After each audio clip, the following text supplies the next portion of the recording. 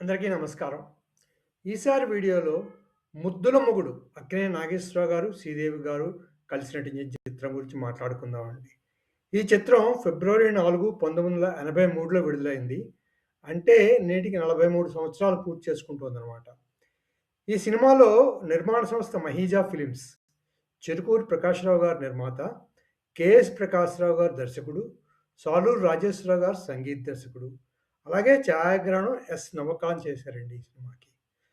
అవండి ఈ C విశే C cinema యొక్క ముఖ్య విశేషాలు.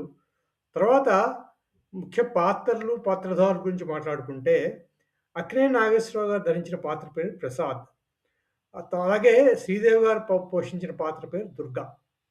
తర్వాత దుర్గ తండ్రి గోపాలరావు గారు సత్యనారాయణ గారు, ప్రసాద్ ప్రాణమిత్రుడు మధుగా శరత్ బాబు గారు, సరళ సుహాసిని అక్కినేని నాగేశ్వరరావు గారి పాత్రకి ప్రసాద్‌కి చెల్లెలు. అలాగే ప్రసాద్ తండ్రి మాధవయ్య పాత్రలో ధూళిపాడ గారు, దుర్గ తల్లిగా ఎస్. వరలక్ష్మి గారు నటించారండి. అవండి ఈ చిత్రం యొక్క ముఖ్య పాత్రలు, పాత్రధారుల విశేషాలు. స్థూలంగా సినిమా కథ చూసుకుంటే కథానాయకుడు ప్రముఖ రంగస్థల కళాకారుడు, రచయిత కూడా అనమాట. అంటే అది అక్కినేని నాగేశ్వరరావు గారి పాత్ర ప్రసాద్ అనమాట. దుర్గా పాత్ర పోషించిన శ్రీదేవి గారు అతి విశ్వాసం, అహంకారం ఉన్న ఒక స్త్రీ. ఆమె కోటీశ్వరుడు గోపాలరావు అంటే సత్యనారాయణ గారి పాత్ర పేరు కుమార్తె. ఆమె ప్రసాద్‌ని అభిమానించి, ప్రేమించి పెళ్లి చేసుకుంటుంది. కానీ ప్రసాద్ ఆదాయం కొంచెం తక్కువ కాబట్టి ఎడాబడే ఎడాపెడా ఖర్చు పెట్టే దుర్గను భరించలేకపోతాడు. కాబట్టి ప్రసాద్ అప్పుల్లో పడతాడు. అతని ఆరోగ్యము పాడవుతుంది అనమాట. ఈలోగా ప్రసాద్ తండ్రి, తర్వాత గోపాలరావు గారు కూడా చిన్నప్పుడు బాగా తెలిసిన ఫ్రెండ్స్ అనమాట. అది కూడా ఒక పాయింటే.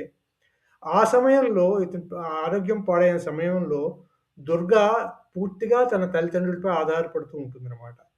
దానికి ప్రసాదు అంగీకరించడు. అదేమో ఇద్దరి మధ్య విభేదాలకి దారితీస్తుందనమాట. దుర్గ ఇంటి నుండి వెళ్ళిపోతుంది. చివరికి దుర్గ తన తప్పును గ్రహించి ప్రసాద్ మంచితనాన్ని అర్థం చేసుకొని క్షమించమని వేడుకుంటుందనమాట. ఇది సినిమా కథ స్థూలంగా. ఈ జంట మళ్ళీ కలుసుకోవడంతో సినిమా హ్యాపీ ఎండింగ్‌తో పూర్తవుతుందండి. అది ముఖ్యంగా ఈ చిత్రం యొక్క విశేషాలుగా చెప్పుకోవాలి. పోతే ఈ చిత్రంలో పాటలు, మాటలు అన్నీ కూడా ఆచార్య ఆత్రేయ గారు రాశారు. ఇందులో పాటలు 7 పాటలున్నాయండి. అన్నీ ఎస్‌పి బాలు గారే పాడారు. అండ్ సుశీల్ గారు, ఎస్‌పి బాలు గారు, సుశీల్ గారు అన్ని పాటలు పాడారు. అంటే అక్కినేని నాగేశ్వరరావు గారికి ఎస్‌పి గారి సింగిల్ కార్డ్ కింద పడిందనమాట ఈ సినిమాలో. అప్పటికి అక్కినేని నాగేశ్వరరావు గారికి కూడా ఎస్‌పి బాలు గారు పాడడం స్టార్ట్ అయింది ఆల్రెడీ.